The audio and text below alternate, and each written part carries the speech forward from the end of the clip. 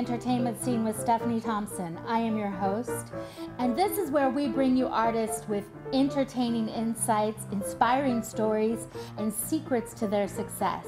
And I have here with me my amazing, fabulous co-host, Antonio Carnota.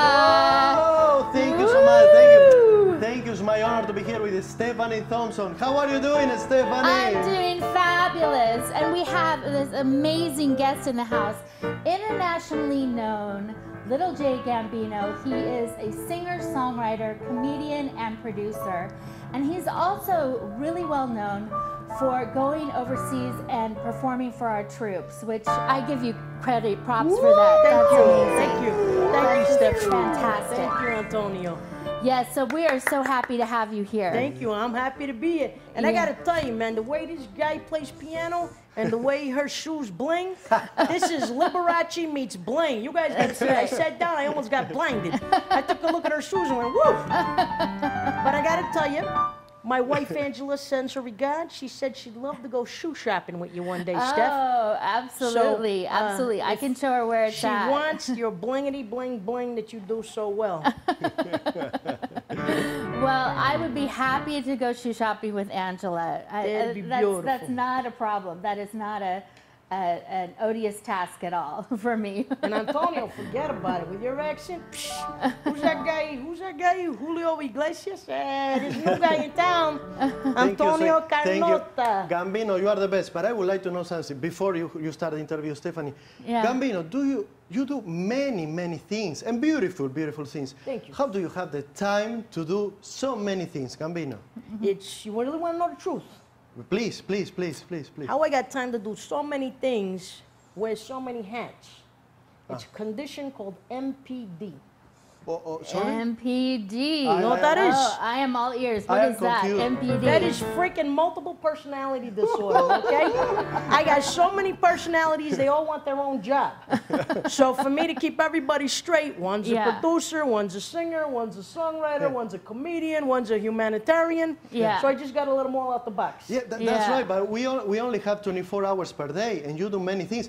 As ambassador for peace and many things, how can you do all these beautiful things? Thank you. No, seriously, I appreciate that, Antonio. Thank you for recognizing that. It's three things that give me the strength to do what I do. Three things. One, and first and foremost, is the man upstairs. Because sometimes I'm so tired, I think I'm going to collapse. Yeah. But he gives me the strength. And honest to God, there's times I'll stop in the middle of the day and I'm like, please, God, please, just let me get through this. And he does. He gets me through, even if I'm feeling bad. Because in showbiz, you know, the show must go on. Absolutely. And then second to that is my beautiful wife, Angela. Oh. You know, sometimes, you know, things in life get you down. And you need a little boost. So my wife's my public relations, so she gives me that little booster shot so that I could just, I don't literally mean a shot, you know. She gives me that booster of, you know, little input that, hey, you can do this, you got this. And then thirdly, really truly is my love of people. I love people. I don't care who you are. You know what I mean?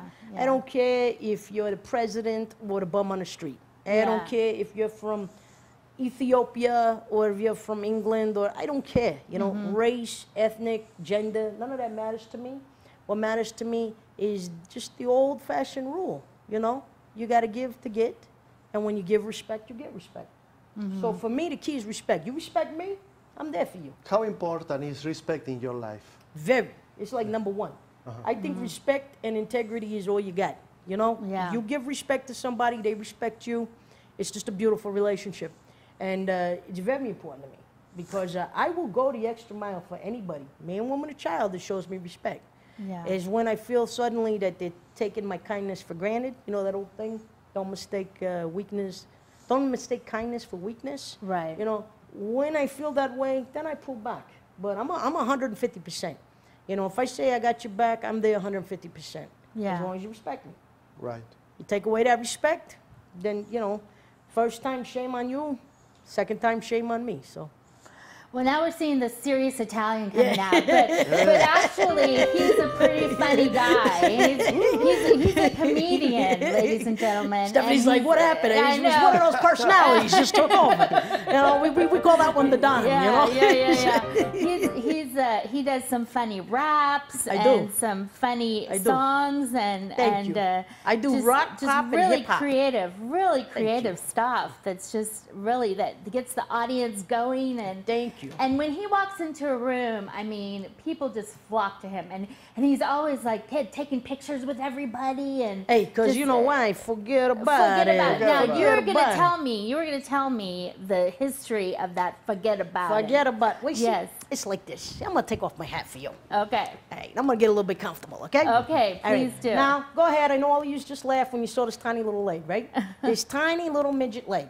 Let me tell you something. Gambino means something small and peculiar about the leg. So I can't help it, guys. I got these short little midget legs. But forget about it is one word, many meanings. Okay. So we go like this. Forget about it. Forget about it. And I take those pictures with my fans. I always do it at the end of the show. But forget about it, Stephanie. That's like, let's say the guy down the road owes you some money. You know you're never going to get it back. I'd be like, hey, Stephanie, that guy Tony, forget about it. That's a bad forget about it. Yeah. Then maybe you went out with your guy last night. Oh, maybe you had a fantastic time. Forget about it. You know? Or we're just hanging out after the show, and I say, Antonio, that was a great thing, man. That music, forget about it. So forget about it, one word, many meanings. Yes. But it is my catchphrase. So it is That's something I do wonderful. all the time. Forget about it. And how did that come about, though? Just because Actually, I was just talking, you know? Yeah? You know, people back in New York and people in the Bronx and Italians, they say forget about it all the time. Yeah. And I never really knew how much I threw that out there until my friends would tell me. My friends that were not from New York. You know, as I traveled around and I did shows in different cities and different places, you know, we'd be talking, they'd be like, hey, you ready to go eat? And I'm like, nah, forget about it. You know, we'll go after the show. And they're like, forget about it. I like it, you know. Or two hotheads would start getting an argument. I'm, yo, forget about it. You know, and they're like, I love how you say forget about it. And all of a sudden, it just was like a catchphrase. Stuck. Yeah. And when I'm on stage telling my jokes, you know, depending on the audience, because some audiences are adult-oriented and some are children-oriented. Yeah. So I did a lot of children's shows. And that's where I really started throwing it around. Because I'd be in the middle of a joke and I'd look at the parents, you know, and I'd look at all the kids and I'd say, well, you guys know what I mean, you parents, right? Forget about it. And it just worked, you know? Yeah. So next thing you know, it's my catchphrase. Oh, that is awesome. And do yeah, you write, it suits you too. Am I right? Do you write music for films? Do you write songs? I write lyrics, yes. Oh. I write soundtracks for motion pictures. I wrote the soundtrack for Blood Diamond, the movie Blood Diamond. Wow. With Leonardo DiCaprio. I wrote Blood on Your Hands. And what's really beautiful about that is that Christine Wilshire actually accompanied me in the studio with that. And she was a former disco diva that's now touring the Netherlands. It was really nice. Okay. That's wow. wonderful. Stephanie, it's my honor to be here in front of you. Really, I know, really. it's fantastic. Okay, we're going to take a quick commercial break, and when we come back, we're going to hear about more secrets of Little J Gambino. We'll be right back. Welcome back to Behind the Entertainment Scene. I am your host with my fabulous co-host, Antonio Carnota. Thank you, Stephanie. Thank you so much. Shimmy, shimmy, shimmy, shimmy. Tonight we have Gambino. We have Gambino in the house. That's right. Thank you. Okay, it's my pleasure to be here. Thank you. Well, it's our pleasure. It's all our pleasure. So I heard a little birdie told me that you do impressions. I do. I want to see some of your impressions. Okay, you got it. And my impressions actually started back when I was in junior high school. Oh, really? Because I used to make... Were you a class clown? I was. And I got in trouble for it all the time. All the time. Did you get in trouble for talking excessively in class? Well, it was like talking, but actually the actual write-up, there's like a file this big in the dean's office that says uncontrollable waves of laughter. Wow. So it wasn't that I was talking to everybody. It was that I would make everybody laugh and the teacher would lose control of the class. Oh, no. Yeah. And as a junior poor teacher. For real, right? And I'm so sorry. All my teachers out there, I apologize. My apologies wherever you are. But, you know, because as a parent, oh my God, do I understand the need to be able to control the children? You know, when you're a parent, you got to be able to control your kids. But when I was a junior high kid, you know, I had no idea what the teacher's problem was. You know what I mean? So what would happen was I had this teacher, and my teacher got sick or something, and they sent a sub. And the sub teacher was from the Philippines. Okay. And the Filipino people talk like that. Yes, ma'am, yes, sir. They talk like that, and they point with their lips like that. I want that thing right there. Give me that thing right there. So I'm in the classroom, and it's a history class, and the teacher's got a pointer. And normally, our normal teacher would take the pointer and point on the board at the different geographical places, you know? And, but we had a sub. And this woman never picked up the pointer. So it was freaking hilarious. Because she'd go like this if you were in a class. Okay, Stephanie, I want you to tell me what that thing is right there. And we had to like figure out where was those lips going, you know? Give me that thing right there. So me being a clown that I am, you know, if the teacher would have a minute, you know, where she was quiet, or a minute that she, you know, left the room, I would look at my little friends and I'd go, I don't know what I'm doing, but I want to see that thing right there. Give me that pencil right there. I want that pencil right there. So they would start laughing. And then here's the problem. The teacher would come in and say, okay, class, I want you to be quiet now. It's time to be quiet now. I need you to be quiet right now. So here's what happens when you're laughing. If you try to hold back a laugh, it's terrible. So me and my friends would go, and then you'd hear that. And so if you got 5 kids going, the first one that goes, wah! Forget about it. Then it's a wave of laughter, right? Everybody's laughing. So that Filipino teacher was like, that's it. I don't care anymore. I want you to go. You go right now. You go to the dean's office right now. So I'd get to the dean, and the dean would go, and he wore glasses, right? And he would push his glasses down to his nose. You know how they look over the glasses? Oh, yes. Kind of intimidation tactic, you know? Kind of like when the IRS audits you, you know? So anyways, put the glasses down, and he'd say, little Jay, you did it again. You're in my office again. And I'd be like, sir, what am I doing? He's like, Jay, the same thing you did last week, the same thing you did last month, the same thing you did last year. And he pulls out this file out of his drawer and just kind of drops it on there. He says, it's all right here. I'm going, what am I doing, sir? I do my homework, I do my classwork, I don't pick on anybody. He said, Jay, uncontrollable waves of laughter. You make your teacher lose control of the class. I never got it. I thought they were picking on me. You know, I didn't see the harm in being funny. But yes, now at age 52 and with a family of my own, I see what it means to try to keep control of your kids. So that's really, yes, in answer to your question, I guess I was the class clown, but not really trying to be. Yeah, you know? It just comes naturally to him. Yeah. And then I would listen to the radio, and this is how my recycled music came up. Now, you know I do parodies.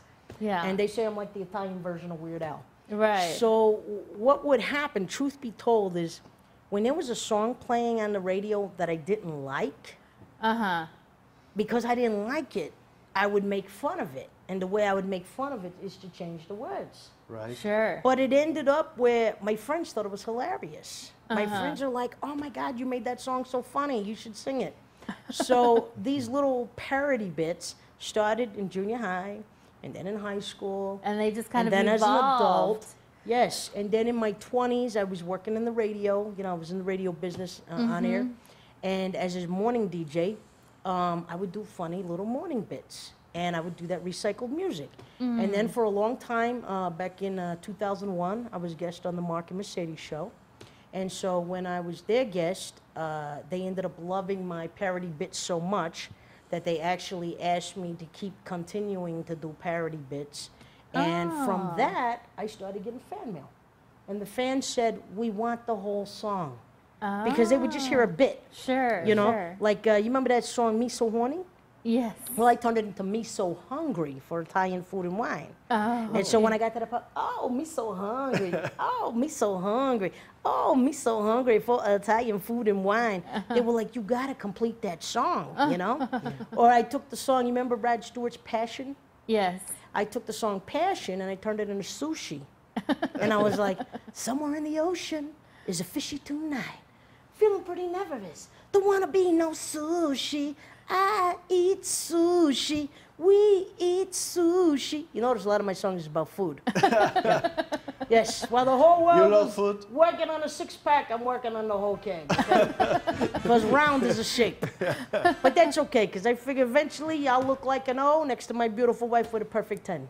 There you go. And you in Vegas, are you a booking agent? Are you a manager here in Vegas? I do book people. Uh-huh. I used to manage people. I stopped managing artists because it's like being married to them. So, yeah.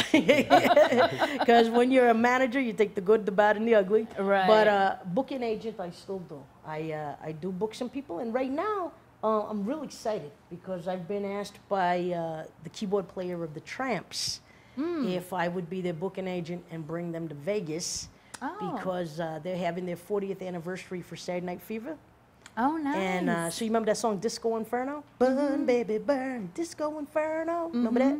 So I am very excited about that.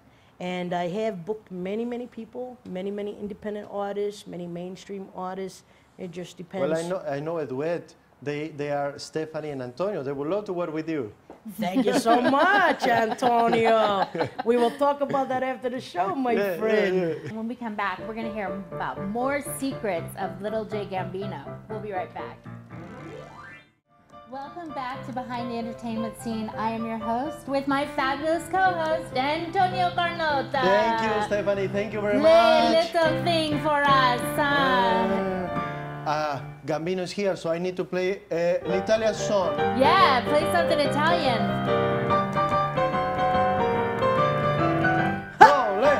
Yes, and we have Little J Gambino in the house, and we have been learning some really, really exciting, interesting insights and hearing some inspiring stories. And he was just telling us his two favorite hats to wear as a performer and as a father and as a husband and everything is amazing. And Antonio, you were asking him a question before the break. You wanted to know your favorite stage, Gambino. Your favorite stage. Yeah. My favorite stage is wherever I can be up close and personal. And I'll tell you what I mean by that. Sometimes I perform and we have to use mics on a wire, on a cord. Sure. Right. A corded mic. Right. Okay, that limits you. You know. You're a performer, you're a performer, you know. Right. I feel like a dog on a leash, you know? Because I like to come over to you and say, hey, how you like doing? the freedom. I like to come over and give you a hug if I want to. You know, connect with them. Put my hat on your head, whatever I feel like doing. But when I got the cord, I can't move freely. So like I said, I feel like a dog on a leash. So the best stage for me is one where I'm on a wireless mic. Yeah. Because I have the freedom to get up close and personal. And so we all love to play to a big audience. Yeah. I love a big audience, you know, it's more laughter, more applause. But I don't care if it's a small audience, you know. I don't care if I've got 12 people or 1,200 people. I'm going to give you 150%. Yeah. I'm going to still give you my best. That's the best. I am hungry for a joke. Maybe, Stephanie, we need to ask Gambino for a joke. Can you tell us a joke? Let's hear please, a joke. Please, A joke. joke. All right. Let me think. Woo! Now, do you want just a standard joke or Yes. just a standard joke? For all the family. For all the family. Okay, we want PG. Yeah, PG, yes. We want PG. Okay, so, wow. I wasn't expecting to just throw out a one-liner joke. Yes, because we would like to know. And before. Well, tell us one of your. How about one of your funny? One of the things that you do for the kids. One of your funny. Well, I'll tell you one of my funny things I do for kids. When I do a kid show, I talk about kid things. Sure. Now, some kid things are kind of gross. Yeah. Okay, like this little thing that kids like to do. What do we call that? Picking your booger. Okay, very gross, right? Yeah. But every kid across America does it. Yeah. So when I'm on stage, and my daughter's still mad at me for this, because my daughter's 26 now. But when she was 6, and I was riding my sports car, and I would drive, and she was in the back of my T-Bird, I'd look in the rearview mirror, and I had these white leather seats. And she's going to town back there. She's just like, yeah, So you know what she's doing. She's leaving little crusties all over the back of my seat. Oh, dear. And so I'm driving and I'm looking in the mirror and I'm like, hey, Picasso, I know you think you're doing art, but that's not art. That's not. And my seat's not a canvas. But she's like, I'm not doing nothing. I'm like, I totally saw her, you know? So what I do is when something irritates me, I make a parody out of it. So her school used to hear me on the radio. So they said, can you come down to our school and do a little show, do a couple of your parodies? Oh, no. So, yeah, this got me in the doghouse with my kid for a long time. Oh, no. But here's the funny thing. Here's the funny thing. When she was 6, she didn't get mad at me. Well, yeah. When she was 6, she laughed with all the other 6-year-olds. Right. I didn't get the feedback till she was about 19. She was like, hey, and that was terrible what you did to me about picking my boogers. But I looked out there and I said, how many of you are parents out there? And they raised their hand. I said, how many of you little kids are like 5 and 6 years old? And they raised their hand. And I was like, well, you remember the song Shake Your Booty? Oh, no. Well, I turned it into Pick Your Booger. Oh, no. And it goes like this. You know you do it every day. Pick, pick, pick. I see you picking. Yeah, pick away. Pick, pick, pick, pick. Oh, picky, picky, pick. Picky, picky, pick. Pick your booger. Pick your booger. Oh, picky, picky, pick. Picky, picky, pick. Pick your booger. Okay. Pick your booger. Now, you remember that 70s dance where everybody was going like this? Yeah, So it was yeah. really cute. I got like 5 kids to stand in a row. And I says, we're going to do the booger dance. Okay. I said, back in the 70s, people used to boogie. Yeah. I said, but I'm going to teach all of you to booger. And so I told them all, so they would all do that. They would go like this on the side of their nose. Piggy, piggy, pig. And this was supposed to be the motion that you're putting it on the wall. Pick your booger. Oh, dear. Pick your booger. So it's just silly little fun. Family stuff, Okay, you know. okay. But you know what was amazing? That song What? was a hit with the parents. Well, That there song you was a go. hit. As gross and obnoxious as it sounds, it's just that anybody that's ever been a parent or babysat a kid knows that those kids can't That's resist what they sticking their do. finger up their Yeah. nose. So let me ask you a parodies. question. One of his parodies. A quick question Yes. for you. Was there ever a time when you ever wanted to just walk away from being in show business? Yes, yes. And, you know, I'm glad you asked me that. I still remember the year, and I still remember why and when. To make a very long story short, I've been doing comedy off and on since 1986. Okay. So that's a long time. Yeah. I'm 52 now. All through the late 80s, early 90s, I was in radio, and so I shared my comedy on the radio. And then during the 90s, I shared it in different comedy clubs. To make a long story very short, in 1997, I got the diagnosis that my son Adam had muscular dystrophy. And they said that he would most likely stop walking very soon. And he did. He stopped walking in 2001. And so now him being in a wheelchair, he needed me a lot more. Right. And I wasn't feeling very funny. You know, I wasn't feeling like life was really funny anymore. Yeah. And I had been invited by a good friend of mine, Paul Rodriguez. Okay. And he's an actor, comedian at the Tropicana. But he's known all over the world. He's made many, many movies, done many, many comedy sellout shows on HBO.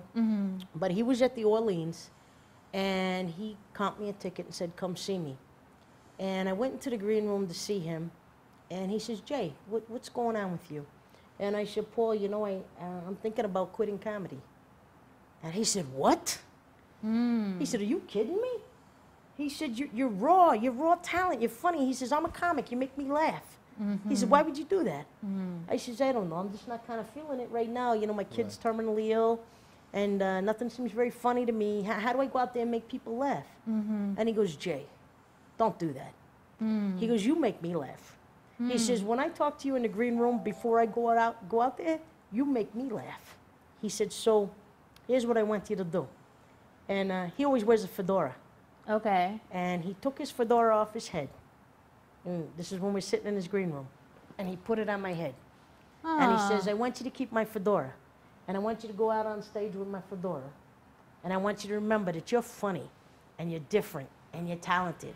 He said, don't throw that away. He said, let your comedy work for you, let it lift your spirits, and do what you do. He said, you keep making people laugh, and you make your kid laugh. He says, if your kid's sick, you keep making your kid laugh. And I took his fedora, and I did a show a week later, and his head's way bigger than mine. So when I was out there on stage and I was wearing the fedora, it kept falling like this, and nobody could see my eyes. So to this day, I have his fedora at home in my room, and I still wear a fedora, but not his fedora. But thank you for asking me that. Wow. That is a Beautiful lovely story. Thank you so much. Well, it has been a pleasure having you on the show, Little J. It's been a pleasure to be here. Thank you so much It's been a for pleasure to be here. joining us. And thank you so much for joining us.